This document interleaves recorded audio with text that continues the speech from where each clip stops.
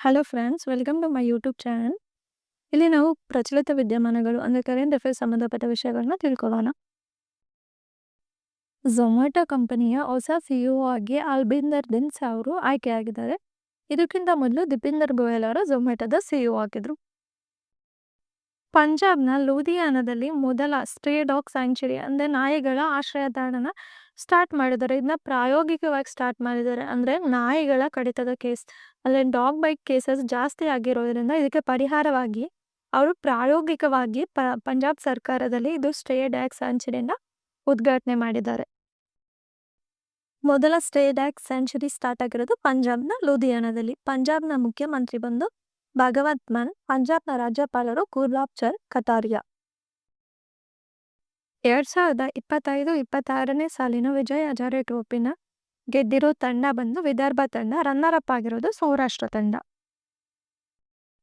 NDRF national disaster response force ರಾಷ್ಟ್ರೀಯ ವಿಪತ್ತು ನಿರ್ವಹಣಾ ಪಡೆ. ಇದು ಸ್ಥಾಪನೆಯಾದ ದಿನ ಬಂದ್ಬಿಟ್ಟು 19 ಜನವರಿ. ರೆಸ್ಪಾನ್ಸಿಬಲ್ ನ್ಯಾಷನಲ್ ಇಂಡೆಕ್ಸ್ ರಾಷ್ಟ್ರಗಳ ಜವಾಬ್ದಾರಿ ಮತ್ತು ನಿರ್ವಹಣಾ ಸಾಮರ್ಥ್ಯ. ಇದರಲ್ಲಿ ಭಾರತದ ಸ್ಥಾನ ಬಂದ್ಬಿಟ್ಟು 16ನೇ ಸ್ಥಾನ ಪಡ್ಕೊಂಡಿದೆ. ಮೊದಲನೇ ಸ್ಥಾನದಲ್ಲಿ ಸಿಂಗಾಪುರ್ ಇದೆ. ಅಂತಾರಾಷ್ಟ್ರೀಯ ಮಟ್ಟದಲ್ಲಿ ಪ್ರತಿಯೊಂದು ರಾಷ್ಟ್ರನೂ ಅದರ ಜವಾಬ್ದಾರಿ ಮತ್ತು ನಿರ್ವಹಣಾ ಸಾಮರ್ಥ್ಯ ಹೇಗೆ ಹೊಂದಿದೆ ಅನ್ನೋದ್ರ ಮೇಲೆ ಈ ನಂಬರ್ ಡಿಸೈಡ್ ಆಗುತ್ತೆ. ಪ್ರಧಾನಮಂತ್ರಿ ನರೇಂದ್ರ ಮೋದಿ ಅವರು ಅಸ್ಸಾಂನ ಗುವಾಹಟಿಯಲ್ಲಿ ನಡೆದಂಥ ಬಾಗುರುಂಬಾ ದ್ರೋವ್ ಕಾರ್ಯಕ್ರಮದಲ್ಲಿ ಭಾಗವಹಿಸಿದ್ರು. ಈ ಬಾಗುರುಂಬಾ ದ್ರೋವ್ ಅನ್ನೋದು ಅಸ್ಸಾಂನಲ್ಲಿ ಒಂದು ಜನಾಂಗ ಇದೆ, ಬೋಡೋ ಅನ್ನೋ ಜನಾಂಗ. ಆ ಜನಾಂಗಕ್ಕೆ ಸಂಬಂಧಪಟ್ಟ ಒಂದು ಸಾಂಪ್ರದಾಯಿಕ ನೃತ್ಯ ಪ್ರದರ್ಶನ ಆಗಿರುತ್ತೆ. ಅಸ್ಸಾಂನ ಮುಖ್ಯಮಂತ್ರಿ ಹಿಮಂತ ಬಿಸ್ವಾ ಶರ್ಮಾ ಅವರು, ಅಸ್ಸಾಂನ ರಾಜ್ಯಪಾಲರು ಲಕ್ಷ್ಮಣ್ ಪ್ರಸಾದ್ ಆಚಾರ್ಯ. ಆರ್ಟೆಮಿಸ್ 2 ಇದು ನಾಸಾದ ಮೊದಲ ಮಾನವ ಸಹಿತ ಅಂದರೆ ಮನುಷ್ಯರು ಕೂಡ ಇದರಲ್ಲಿ ಹೋಗ್ತಿದ್ದಾರೆ. ಮಾನವ ಸಹಿತ ಮೂನ್ ಆರ್ಬಿಟ್ ಮಿಷನ್ ಆಗಿರುತ್ತೆ. ಇದರಲ್ಲಿ 4 ಜನ ಮನುಷ್ಯರನ್ನ ಕಳಿಸ್ತಿದ್ದಾರೆ. ಇದು ಚಂದ್ರನ ಮೇಲೆ ಹೋಗಿ ಲ್ಯಾಂಡ್ ಆಗೋದಿಲ್ಲ, ಬಟ್ ಚಂದ್ರನ ಸುತ್ತ ಹೋಗಿ ಸುತ್ಕೊಂಡು ವಾಪಸ್ ಬಂದ್ಬಿಡುತ್ತೆ. ಮುಂದೆ ಫ್ಯೂಚರಲ್ಲಿ ಮನುಷ್ಯರನ್ನ ಚಂದ್ರನ ಮೇಲೆ ಇಳಿಸ್ಬೋದಾ ಬೇಡವಾ, ಅಲ್ಲಿ ವಾಸ ಮಾಡ್ಬೋದಾ ಬೇಡವಾ ಅಂತ ತಿಳ್ಕೊಳ್ಳೋಕ್ಕೋಸ್ಕರ ಇದನ್ನ ಟೆಸ್ಟ್ ಮಾಡ್ತಿದ್ದಾರೆ ನಾಸಾದವರು. ವೈಬ್ರೆಂಟ್ ಗುಜರಾತ್ ರೀಜನಲ್ ಕಾನ್ಫರೆನ್ಸ್ ಇದು ನಡೆದಿದ್ದು ಗುಜರಾತ್ನ ರಾಜ್ಕೋಟಲ್ಲಿ.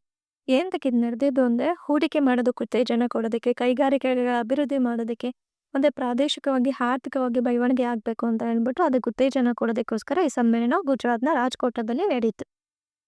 ಗುಜರಾತ್ನ ಮುಖ್ಯಮಂತ್ರಿ ಭೂಪೇಂದ್ರ ಭಾಯಿ ಪಟೇಲ್, ಗುಜರಾತ್ನ ರಾಜ್ಯಪಾಲರು ಆಚಾರ್ಯ ದೇವವ್ರತ್. ಇತ್ತೀಚೆಗೆ ಒಂದು ಹೆಲಿಕಾಪ್ಟರ್ ಮಿಸ್ ಆಗಿರೋದು ಜಪಾನಲ್ಲಿ ಒಂದು ನ್ಯೂಸಲ್ಲಿದೆ.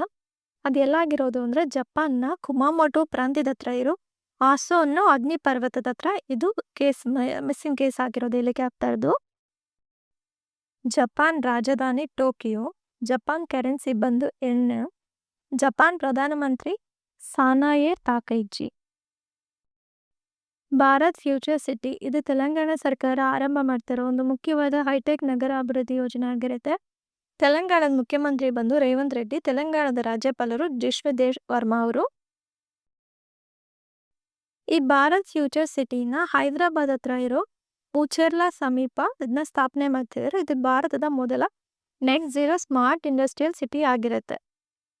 ಇದ್ರ ಮುಖ್ಯ ಉದ್ದೇಶ ಗ್ರೀನ್ ಗ್ಯಾಸ್ ಎಮಿಷನ್ನ ಕಡಿಮೆ ಮಾಡಿ ಪರಿಸರದಲ್ಲಿರೋ ವಾಯು ಮಾಲಿನ್ಯನ ಕಡಿಮೆ ಮಾಡೋದು ಇದು ಮುಖ್ಯ ಉದ್ದೇಶ.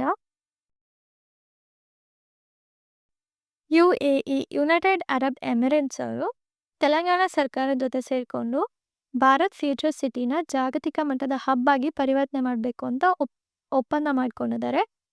ಜಾಗತಿಕ ಮಟ್ಟದ ಹಬ್ ಅಂದರೆ ಅಂತಾರಾಷ್ಟ್ರೀಯ ಮಟ್ಟದಲ್ಲಿ ವ್ಯಾಪಾರ ವ್ಯವಹಾರ ಮಾಡೋದಕ್ಕೆ ಹೆಲ್ಪ್ ಆಗೋ ಥರ ಒಂದು ಪ್ಲೇಸ್ನ ಬಿಲ್ಡ್ ಮಾಡೋದು, ಒಂದು ಜಾಗನ, ಒಂದು ನಗರನ ಅಭಿವೃದ್ಧಿ ಮಾಡೋದು. ಯುನೈಟೆಡ್ ಅರಬ್ ಎಮಿರೇಟ್ಸ್ ಇದರ ರಾಜಧಾನಿ ಬಂದು ಅಬುಧಾಬಿ. ಕರೆನ್ಸಿ ದಿರ್ಹಮ್. ಇದರ ರಾಷ್ಟ್ರಪತಿ ಬಂದು Sheikh Mohammed bin Zayed Al Nahyan. Sheikh Mohammed bin Rashid Al Maktoum ಅವರು ಉಪರಾಷ್ಟ್ರಪತಿ ಮತ್ತು ಪ್ರಧಾನಮಂತ್ರಿಯಾಗಿ ಕಾರ್ಯನಿರ್ವಹಿಸ್ತಿದ್ದಾರೆ. Thank you. ನಿಮಗೆ ಈ ಮಾಹಿತಿ ಇಷ್ಟ ಆಗಿದ್ರೆ ಪ್ಲೀಸ್ ಲೈಕ್ ಮಾಡಿ, ಶೇರ್ ಮಾಡಿ. ಇದೇ ಥರ ಮಾಹಿತಿಗಾಗಿ ನನ್ನ ಚಾನಲ್ನ ಸಬ್ಸ್ಕ್ರೈಬ್ ಮಾಡ್ಕೊಳ್ಳಿ. Thank you.